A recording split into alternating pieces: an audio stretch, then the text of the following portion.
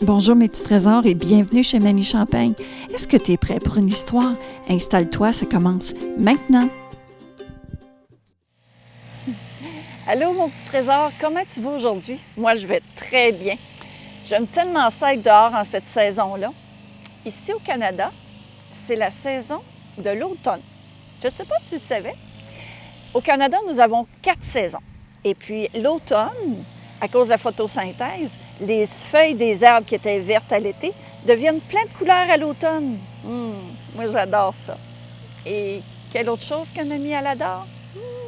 C'est à lire des histoires. Aujourd'hui, Petit Poussin et le secret du sommeil. T'es prêt? Tu t'installes? Ça commence bientôt. La famille du Petit Poussin dormait déjà à point fermé, mais celui-ci n'arrivait pas à fermer l'œil. Il jeta un coup d'œil par le trou du poulailler et aperçut le reflet de la lune argentée sur la rivière. Petit Poussin se laissa guider par la lune et vola jusqu'au bout de la rivière, où il sauta à bord d'une chaloupe. « Je pourrais peut-être m'endormir ici, » songea-t-il.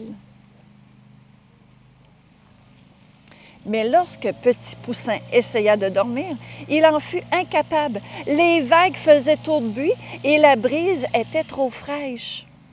« Quel est le secret du sommeil? » demanda-t-il. « Suis-moi, » répondit la lune, « je vais te montrer. » Petit Poussin navigua alors jusqu'à l'île des singes. « Quel est le secret du sommeil? » demanda-t-il à un singe solitaire.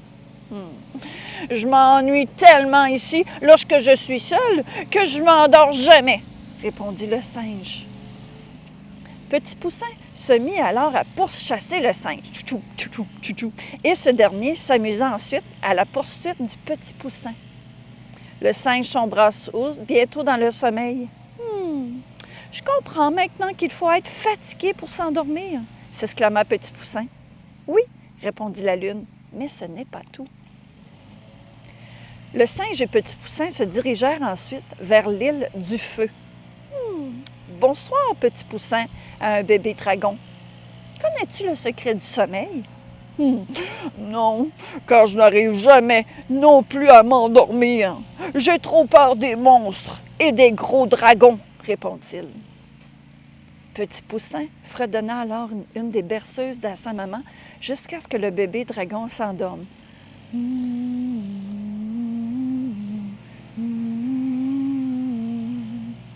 Je comprends qu'il faut être fatigué et se sentir en sécurité pour s'endormir, dit-il. »« Oui, » répondit la lune, « mais parfois, ce n'est pas suffisant. » Petit Poussin poursuivit sa route vers l'île des Glaçons. Le vent était glacial et la terre était congelée. Le pauvre Poussin grelottait et claquait des dents. Le bébé dragon souffla aussitôt de l'air chaud autour de lui pour qu'il puisse se réchauffer. «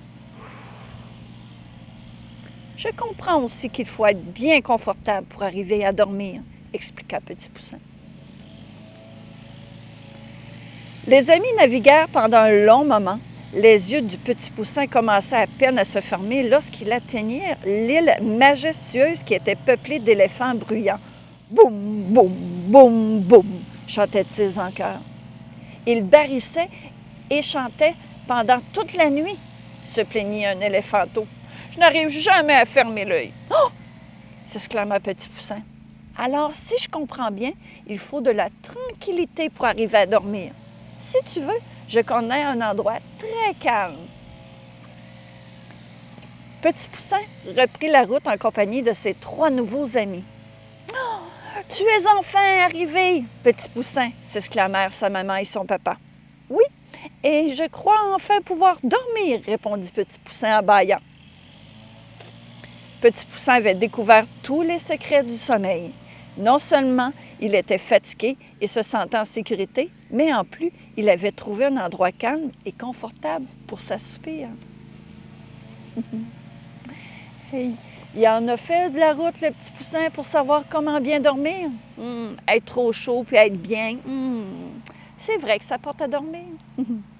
Toi, comment tu t'installes pour faire des dodos? Je te souhaite une bonne fin de journée. Fais attention à toi. Et puis, tu peux demander à papa et à maman ou à un grand de s'inscrire à ma chaîne et puis d'actionner la petite cloche. Déling, déling! Lorsque Mamie Champagne va mettre une autre vidéo sur YouTube, tu vas pouvoir dire « Hey! C'est Mamie Champagne! Chut, chut, chut! On l'écoute! » Je te souhaite une belle journée. Bye bye! À la prochaine! Oh! Et la prochaine fois, qu'est-ce qu'on lit? Oh! Boucle d'or et les 3 ours. J'ai hâte de te la raconter. Bye bye! Bonne journée!